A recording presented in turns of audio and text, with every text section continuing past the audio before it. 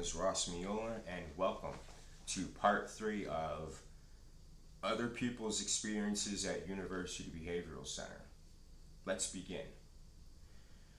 A year ago, one star is a family member of a patient because recovery rarely answers the phone, not even when a patient is discharged. My partner said it's like a jail environment, only allowed outside for smoke break. Recovery is the name of one of their halls.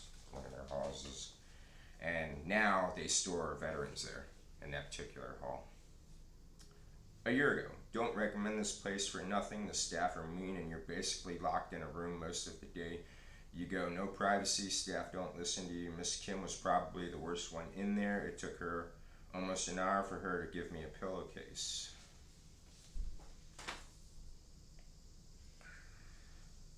A year ago, very unprofessional. They have people with serious diseases and they don't bother to give them the medication that they need in order to survive. My mom has gone 4 days without her medicine and they have made the process of getting her contact information way too hard. As her power of attorney, I wasn't even noticed, and I'm pretty sure she meant notified. She was brought here and then they don't want to give me information that I have the right to know as her caregiver. Please don't bring your loved ones here. The rating is low for a reason. A year ago, it was a trap. I got there and they said that I can detox and taper down with methadone or Subutex. But as soon as I get in the door locks and I see the doctor, they said no to methadone. I can only do Subutex, and after explaining I had a bad reaction to that in the last and I'm already on methadone, they just did not listen and gave me Subutex too soon after my last drug use. I told them about it and they threw me into full bad withdrawals. I was so sick and I just feel that they were super unprofessional and ignorant to my needs as an addict looking for help. And I checked myself out after 2 days, but they billed my insurance company for the full 7 days at $2,600. Do not go here ever. A year ago, do not under any circumstance consider this pathetic excuse for a mental health facility. You may go in with your mental health issues, but you will only add PTSD to your problems. It's a jail-like environment. Every bit of freedom you thought you had is taken away from you. You sleep on a thin pad on top of a wooden box. You are woken up early, marched to have your temperature and blood pressure checked, then taken en masse to breakfast. Only 4 are allowed into the cafeteria serving area at one time.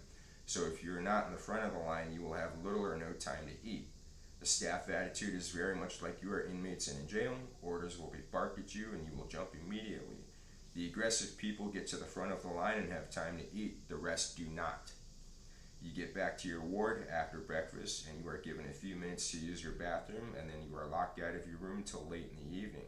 There is one public lavatory for use during the day for the whole ward, and you have to ask to use it. It is kept locked. With few exceptions, you are shown no respect by the staff.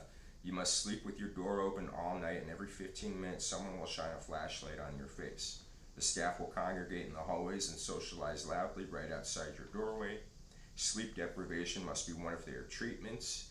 There are group sessions during the day. They are not taken seriously. They are not helpful. One of the major problems is that there is very little segregation of patients by condition and need, such that a depressed individual needing support and nurturing will receive the same treatment as a drug addict coming in off the street to get out of the cold.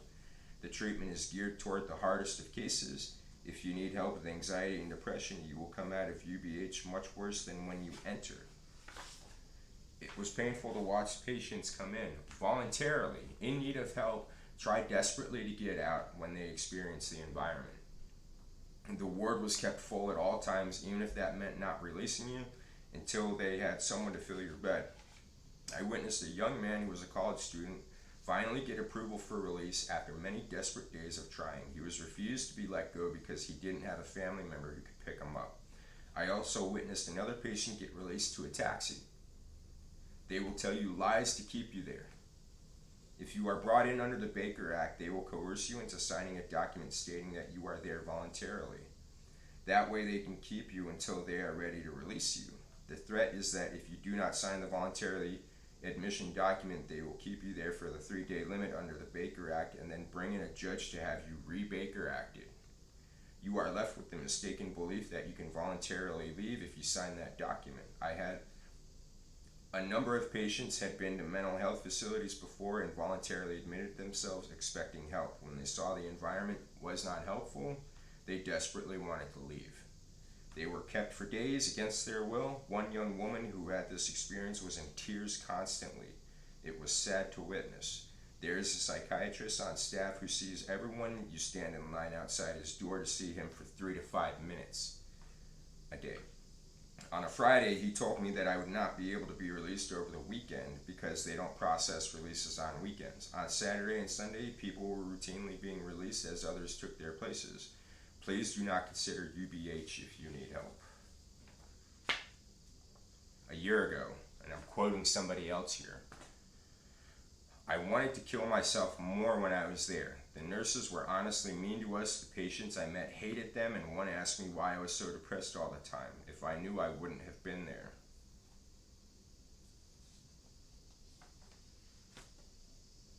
A year ago, this facility does not take care to protect patients' personal information. At my arrival, I was given an admittance form to fill out, which included a sheet of paper with a young man's SSN card, ID, and insurance card photocopied on it. I turned it back in as soon as I noticed it. Also, when I had a personal hygiene item approved for use, they put an ID sticker on it, which includes birthday, full name, and ID numbers, etc. But I realized that no one ever checked the sticker before handing it to me, and it was not stored in a locked area. I checked the sticker, and they had put the wrong person's information on my personal hygiene item. So I had the opportunity to steal 2 people's info within my 4-day stay. Additionally, the staff openly discusses various patient issues and care plans in the open, laughing and making judgments. I knew everything about one patient before he was even admitted to the floor. The staff members even openly judge each other in the presence of patients. The staff are very burnt out and offer no empathy or care to people having a difficult time or who are in crisis. They are quick to roll eyes or lash out, even acting as though the patients are not capable of expressing concerns or knowing what they need. Complaints are disregarded and even fought back against at the time they are brought up to the staff.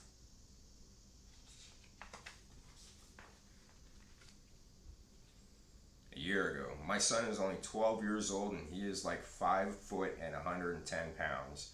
The Dr. Hafiz told the nurse over the phone to give my son 50 milligrams of Thorazine and 50 milligrams of Benadryl.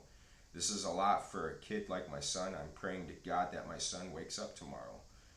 When my son walked into the facility, I told the nurse that I didn't want them to give any medication to my son. They didn't respect that. They say they try to call me, but no luck, but I was, and I'm outside that expletive place. I hope someone do something. They are kids, humans, not animals. Well, you don't do that to animals neither.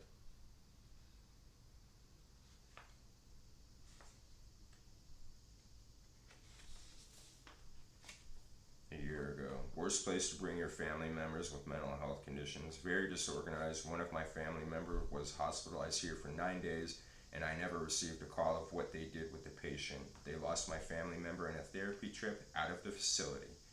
We have to call and visit a lot of ER and hospitals to get with my family member. They never responded to me. A year ago. Terrible staff. My son is currently a patient, fresh at 18. They are forcing papers on him to sign that he has no clue of what they mean. He is developmentally delayed. The nurse refuses to show compassion and thinks she is too good to speak to me, even though he is begging her to get on the phone and speak to me. I heard he say she does not have to and won't. Why though? Just to be rude, I asked to speak to a supervisor, and Will, the floor manager, is just as rude as nurse Myrna, and told me to write his name down because he doesn't care. Now the website says compassion and care for loved ones and family, so why be rude to a family member just to show your boss and get your way? Especially when patients and loved ones are already going through a lot. I wish my son was never brought there. The other reviews are spot on. These so-called professionals are more worried about sticking together and proving you wrong, keeping a chip on their shoulder rather than compassionate care. I think the director of whoever funds this place needs to be aware, as well as the news. I refuse to be treated so poorly while my son is a patient. As a mother, I just wanted some help and I feel bad my kid is there. It is okay to follow procedure, but don't step out of your professionalism and ruin the name of the facility and reputation because of your ego. Disgusting. My name is Ross Miola. Thank you very much for attending part 3 of other people's experiences at University Behavior Center. Be sure to like, comment, and subscribe to my page for more content. Thank you. Have a great day.